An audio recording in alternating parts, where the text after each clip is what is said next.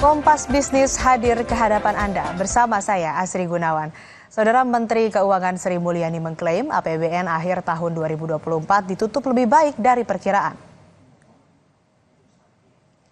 Meski tidak menyebut angka pasti, Sri Mulyani menjamin APBN 2024 relatif sehat dan aman. Sebagai informasi, pada November 2024 posisi defisit APBN sebesar 401,8 triliun rupiah, setara dengan 1,8% terhadap produk domestik bruto atau PDB.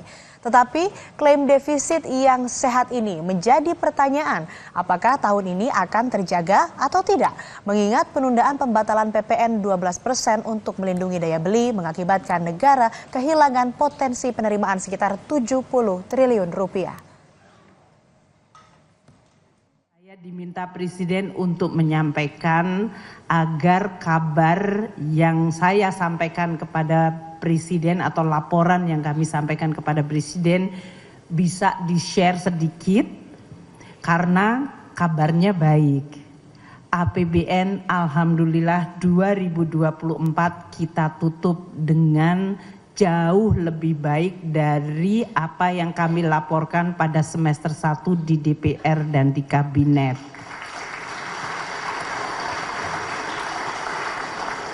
Penerimaan negara yang tadi saya sampaikan di semester 1 mengalami tekanan dan kontraksi luar biasa, di semester 2 sudah mulai pulih dan pada akhir tahun bahkan masih tumbuh meskipun tidak tinggi tapi cukup decent untuk situasi yang begitu tidak mudah.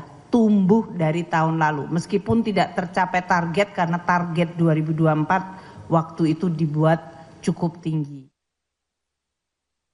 Di depan investor saham, Sri Mulyani juga bilang tentang riskannya APBN terhadap stabilitas politik negara. Di dunia semester kedua 2024 muncul banyak fenomena di negara maju yang politiknya menjadi sangat tidak stabil karena permasalahan APBN. Memang mulai terjadi beberapa perbaikan. Namun kemudian episode dunia diambil alih oleh peristiwa politik. Baik itu yang terjadi di Timur Tengah maupun hasil pemilu di Amerika Serikat yang menimbulkan dampak terhadap apa proyeksi yang akan terjadi terhadap perekonomian terbesar di dunia yaitu Amerika Serikat. Kita 2 minggu yang lalu disuguhi dengan drama kemungkinan Amerika bisa default karena tidak ada kesepakatan mengenai APBN-nya.